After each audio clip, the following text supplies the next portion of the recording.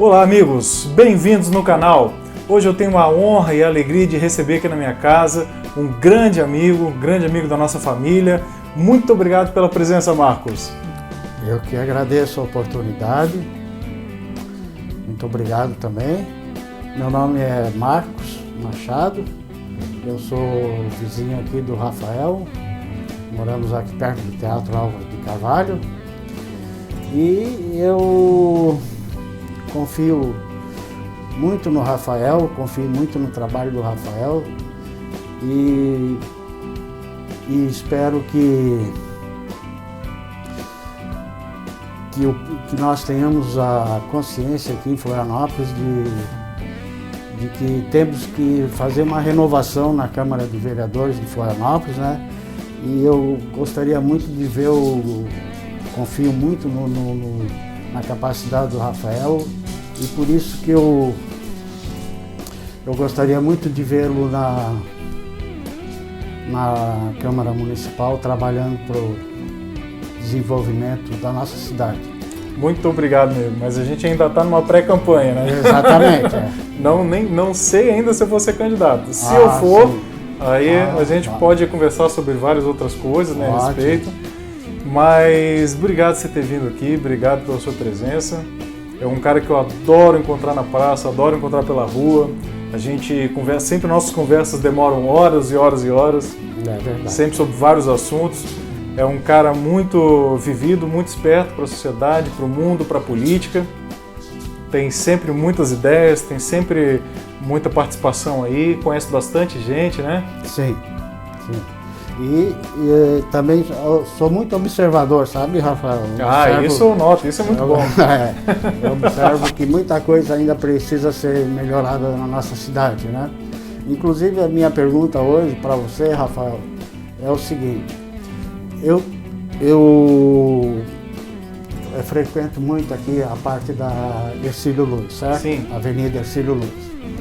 Então, eu conheço ali desde a época que ali era um canal aberto. Um canal aberto, exatamente. É. E o que acontece? Aí, numa época, houve a revitalização do canal, foi tampado, feito o calçadão. Foi muito legal, né? Ficou muito bom, né? Excelente, excelente. Só que, com isso, adveio um problema. E um problema que, uma certa gravidade em alguns momentos.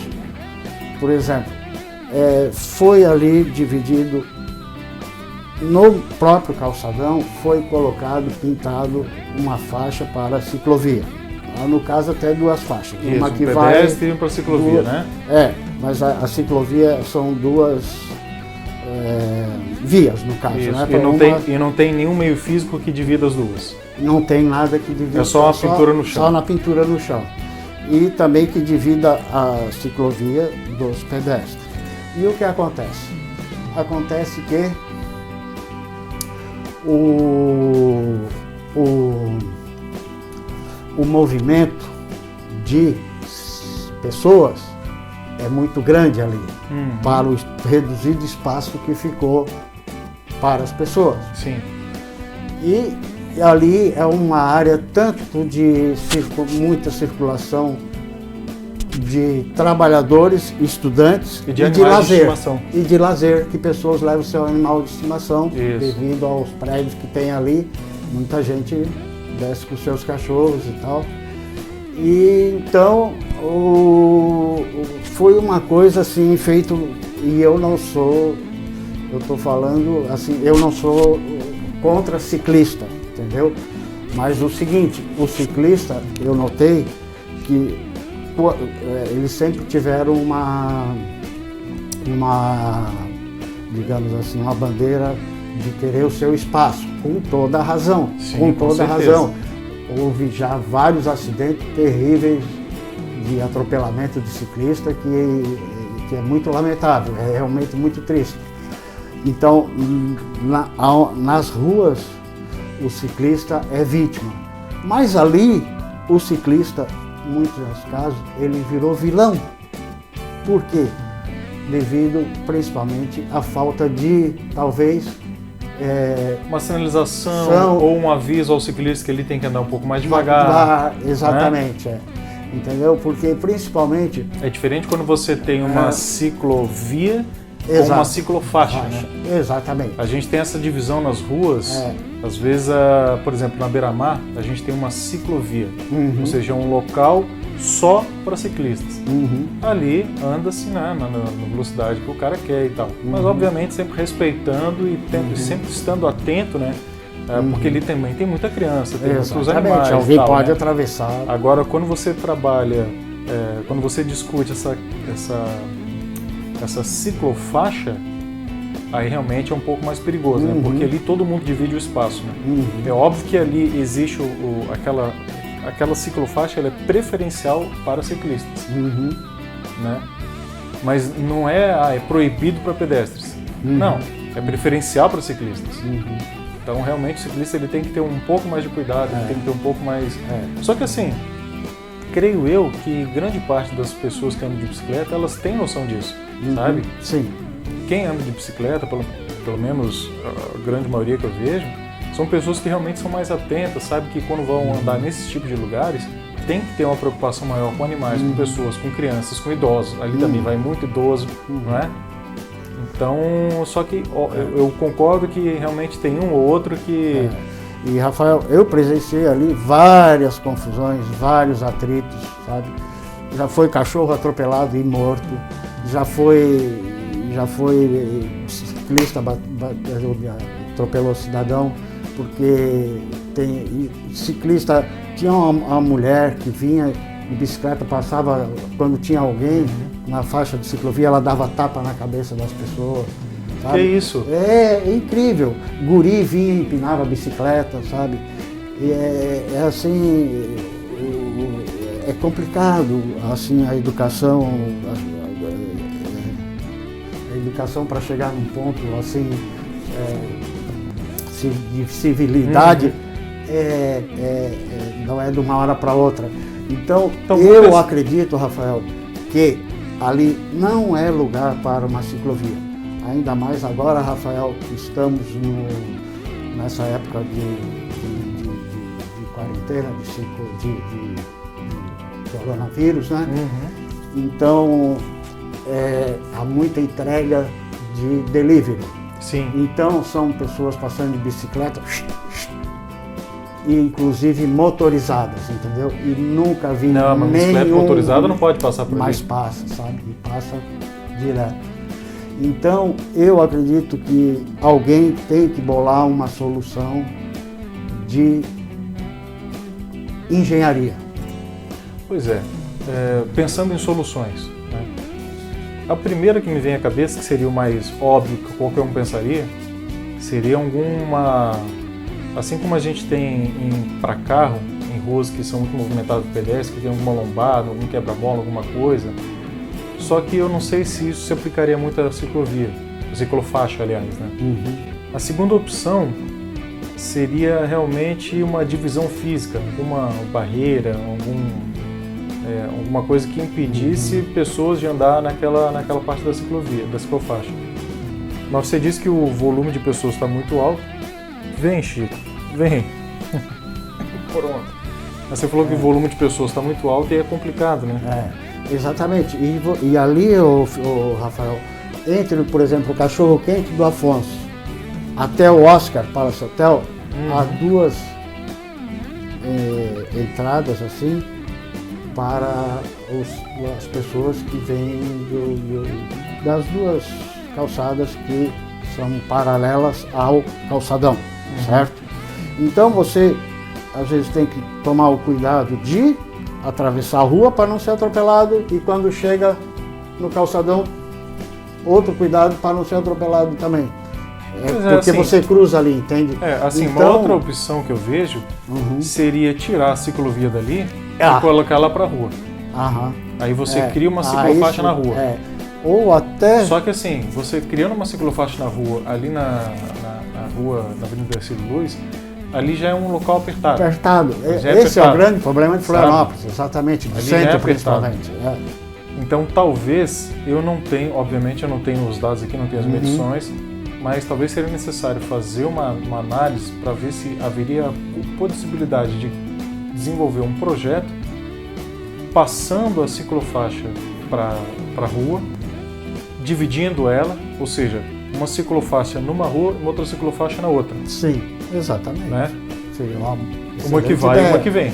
Uma excelente ideia. Aí tem que ver se haveria a possibilidade de, naquela rua, naquela via que existe na Hercílio Luz hoje, existe espaço para uma ciclofaixa, para um carro estacionado e para um outro carro passando. Tem que ver isso aí. Certo. Porque assim, a gente tem que pensar o seguinte, a cidade ela tem que ser para as pessoas. Né? Esse é um conceito que já vem sendo estudado dentro da engenharia de transporte há muitos anos, onde você tenta sempre humanizar a cidade, ou seja, a cidade ela tem que ser para as pessoas, não para os carros. Sim, exatamente. A prioridade são as pessoas, pessoas, bicicletas e tal. Na Europa esse conceito já está bem difundido, né? Alemanha, França, Suíça, Áustria, e a gente tem que tentar trazer isso para o Brasil também. A gente tem tentado trazer isso para o Brasil. No Japão também já é assim, Coreia, e talvez seja possível fazer isso. Eu vou fazer o seguinte, eu vou algum dia desses, vou ver se essa semana eu passo lá e eu mesmo faço a medição. Certo. Eu faço a medição e daí, obviamente, dentro das regras de trânsito, a gente precisa seguir algumas normas. Né? Então existe uma largura mínima para carro, existe uma largura mínima, sabe? Essa largura mínima tem que ser respeitada. Vamos ver se é possível respeitar a norma, tendo essas larguras mínimas e ter um espaço para carro, um espaço para estacionamento e um espaço para ciclofaixa. Se for possível, aí a gente resolve o problema. A gente tira a ciclovia dali no meio e coloca ela para os cantos. Já me passou uma ideia que talvez possa ser até meio absurda, mas, em todos os casos, talvez não seja tão absurda. Por exemplo,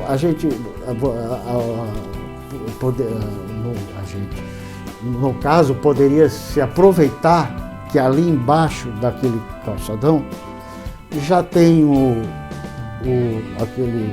praticamente um túnel.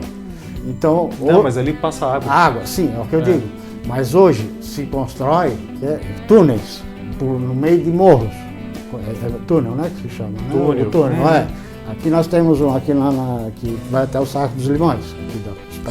Deputado Antônio Barros.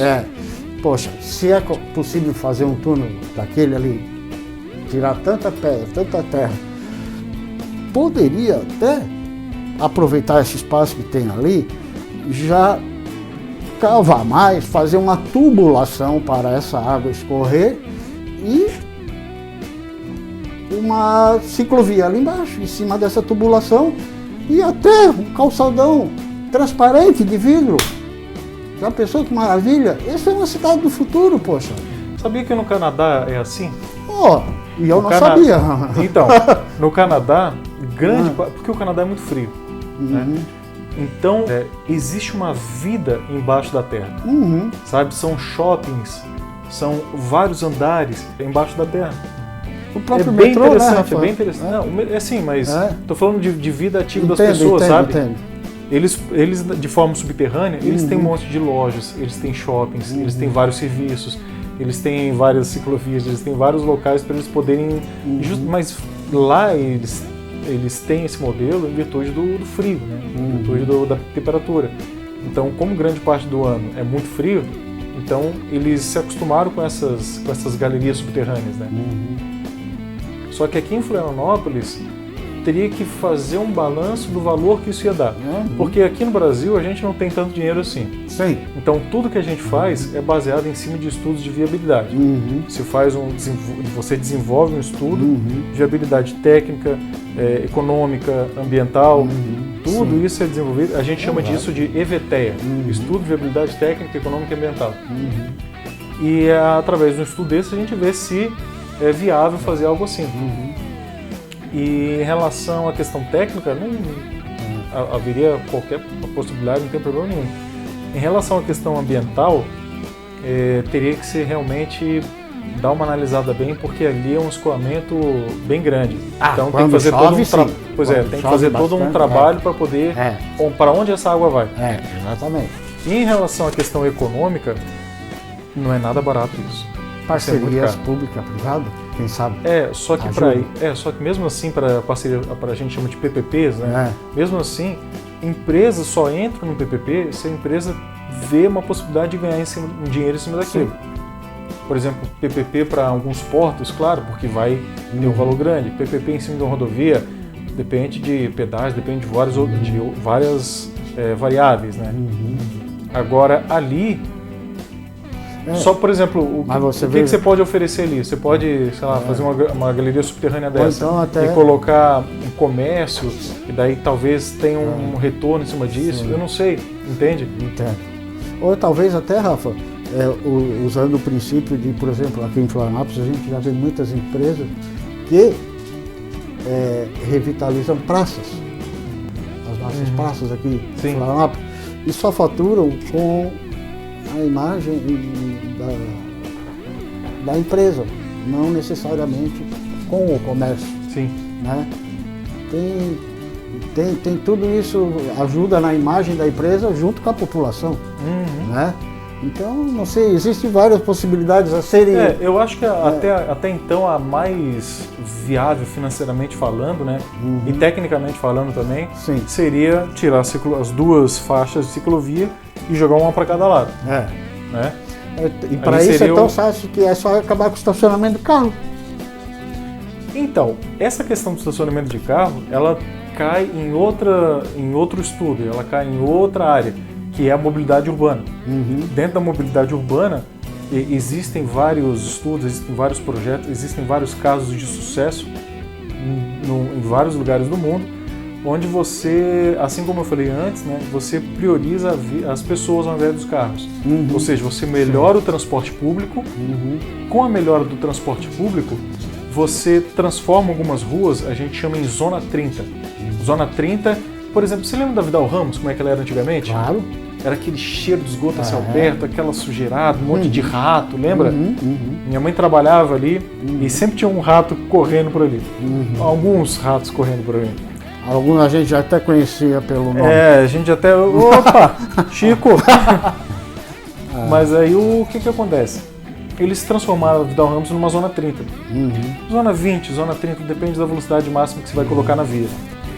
Aí o que é isso? Você reduz a velocidade da via, você faz com que você transforma aquilo num calçadão, onde há uma preferência para carro, não uma rua restrita para carro, e você transforma o local com vasos, com natureza, com lojas mais bem, sabe? Você humaniza aquele local. Você transforma o local, no caso da Vidal Ramos, transformaram no Vidal Ramos Open Shopping. Então o valor imobiliário ali subiu muito, né? O local ficou lindo, ficou bonito, é gostoso de andar por ali, é gostoso de sentar por ali, comer alguma coisa por ali. Foi, Chico.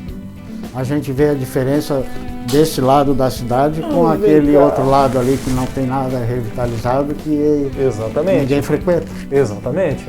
Né?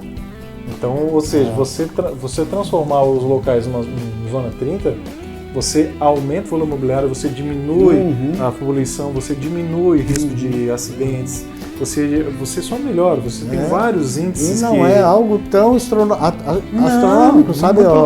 Muito pelo contrário. A Coreia do Sul fez isso em vários lugares, a Alemanha fez isso em vários lugares, e o resultado é sempre positivo. Sempre. E o que acontece com isso?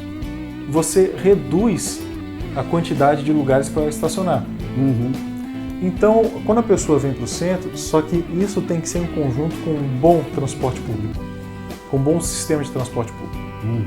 Porque daí a pessoa que sempre vem de carro, que estaciona o carro, aí de repente ela vê que, putz, se eu for de carro, vou me incomodar. Vai ser ruim para estacionar, vou demorar para chegar, porque é ruim para andar de carro lá no centro. Agora, putz, se eu pegar esse transporte público aqui, rapidinho eu vou estar lá e o transporte público é maravilhoso, sabe? É maravilhoso. E outra coisa, putz, se eu for de carro, eu vou gastar tanto. E se o transporte público tiver um preço competitivo, vale muito mais a pena, porque daí eu chego lá rápido, economizando, não me preocupo em ficar achando lugar para estacionar, Então você deixa a cidade mais para as pessoas, né? E Ou daí até, você no caso, tem espaço. pode ser até de bicicleta, que é Exatamente. o assunto Exatamente. inicial. Ou seja, aí a pessoa ela se motiva mais a ir de bicicleta, a ir de transporte público. Você incentiva a população a usar mais bicicleta, aquilo você vai ter mais locais para bicicleta, específicos para bicicleta, onde a bicicleta não vai atrapalhar o cidadão, o idoso, o cachorrinho, sabe? Exatamente. Então é muita coisa ainda para ser feita na nossa cidade de Tem Bal, bastante sabe? coisa, só que precisa de pessoas que tenham vontade de fazer isso acontecer. Né? Exatamente.